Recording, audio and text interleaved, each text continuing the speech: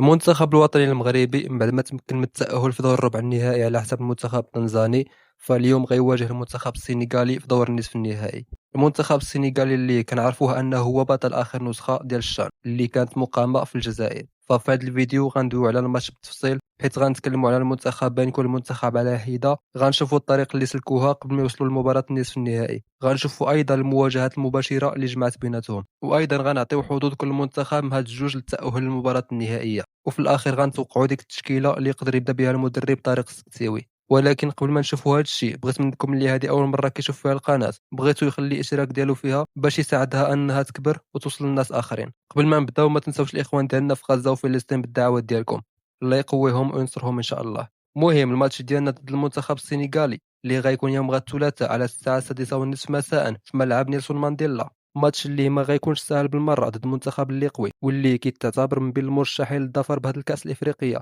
بلا ما نساو انه منتخب السنغال راه هو البطل ديال اخر نسخه، وبالتالي حنا غنكونوا قدام اختبار حقيقي في هذا الماتش هذا، ومن هنا نيت غنعرفوا المستوى الحقيقي ديال المنتخب الوطني، حيت انه في المباريات اللي فاتوا كنا كنلعبوا فقط ضد منتخبات اللي بين قوسين ماشي بديك المنتخبات القويه، من غير الا درنا بعض الاستثناءات. لكن اليوم في هذا الماتش هذا حنا لاعبين ضد واحد من اقوى المنتخبات الافريقيه واللي عندهم لاعبين محليين في المستوى، داك الشيء علاش الماتش ضدهم غيكون هو المعيار ديال قوه المنتخب الوطني. وخليني نقول انه بنسبه كبيره الفائز من هذا الماتش هذا راه غيكون مرشح بنسبه كبيره للفوز بالكاس الافريقيه، بحيث الا جينا نشوفوا النصف النهائي الاخر غنلقاو كاين منتخب السودان ومدغشقر. هاد المنتخبين اللي مقارنه مع المغرب والسنغال راهم شويه اقل خطوره منهم، لكن مادام ان هاد الثنائي يقدر يوصل للنصف النهائي فراهم حتى هما كيتعتبروا من بين اقوى اربع منتخبات في الدوره هذه. نرجعوا للماتش ديالنا ضد السنغال، وخلينا نتعرفوا على الطريق اللي سلكها المنتخب السنغالي قبل ما يوصل للنصف النهائي. بحيث انه في اول جوله قدر المنتخب السنغالي انه يربح المنتخب النيجيري بنتيجه هدف مقابل صفر. في الجوله الثانيه تعادل مع منتخب الكونغو بهدف مقابل هدف. في الجوله الثالثه ايضا تعادل ضد المنتخب السوداني بنتيجه صفر مقابل صفر.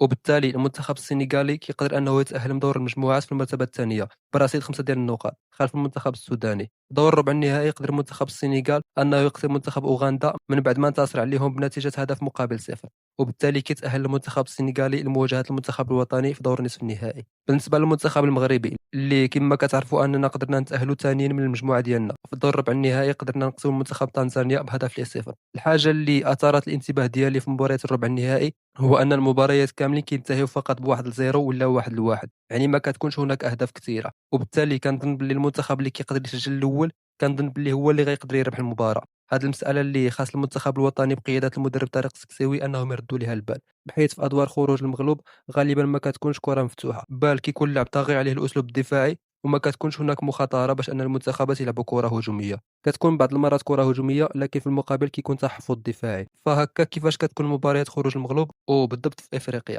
بالنسبه للمواجهات المباشره بين المنتخبين ففي اخر 4 ديال المواجهات بيناتهم قدر المنتخب المغربي يربح 3 ديال المرات، بينما قدر منتخب السنغال انه يربح في مره واحده. وبالتالي من ناحيه المواجهات المباشره فراه كاين تفوق للمنتخب الوطني على حساب المنتخب السنغالي. هذا التفوق اللي كنتمنى من العناصر الوطنيه انها تترجمه لانتصار والتاهل للمباراه النهائيه ان شاء الله. حاليا خلينا ندوزو ونحطوا ديك التشكيله المتوقعه، والبدايه غتكون بحراسه المرمى واللي غيكون تما كيف العاده الحارس مهدي الحرار اللي في هذه البطوله كيدير مستوى جيد في حراسه المرمى، الدور اللي كيلعب في حمايه عرين الاسود. الحرار اللي كنتمنى يكمل في هذا المنوال هذا ويزيد يساعد الفريق كثر. بالنسبه لقلبي الدفاع غنختار الوادني ومشخشخ اللي كنتمنى ان المدرب يزيد يثق فيه، خصوصا بعد المستوى الكبير اللي قدم في اخر ماتش. بخصوص الاظهره فراه غيكون تما الثنائي ديال بولكسوت وبالعامري. اما بالنسبه للوسط فكنتوقع كل مبوكرين الباش وحريمات. ندوزو دابا من الوسط لخط الهجوم، وغنتوقع تما كل من المهري والرياحي كاجنحه والمليوي كراس حربه. فهذه هي التشكيله اللي كنتوقع ان المدرب يقدر يبدا بها. شنو كيبان لكم في هذه التشكيله اخوتي؟ واش كتفقوا معايا فيها ولا لا؟ الا كنتم ما كتفقوش معايا فيها فحتى نتوما تقدروا تحطوا التشكيله اللي كتوقعوا في التعاليق. فكخلاصه ماتش المنتخب المغربي ضد المنتخب السنغالي ماتش اللي ما غيكون ساهل، ونقدروا نقولوا باللي هذا هو اصعب ماتش لينا في هذه البطوله الافريقيه، الماتش اللي غادي يبين لنا المستوى الحقيقي ديال المنتخب وديال الدوري المحلي. فكنتمنى التوفيق للمنتخب ان شاء الله، وان شاء الله نرجعوا منتصرين ومتاهلين للمباراه النهائيه. فحتى لهنا اخوتي كنكون وصلنا لاخر الفيديو. شكرا لكم على المشاهده. الا وصلتي حتى لهنا فكنبغي نشكرك، وكنبغي نقول لك ما تنساش ديك ابوني ولايك للفيديو باش تساعد شين انها تكبر وتوصل للناس اخرين. فدابا مبقى لي غنقول لكم تهلاو في راسكم وديما مغربي.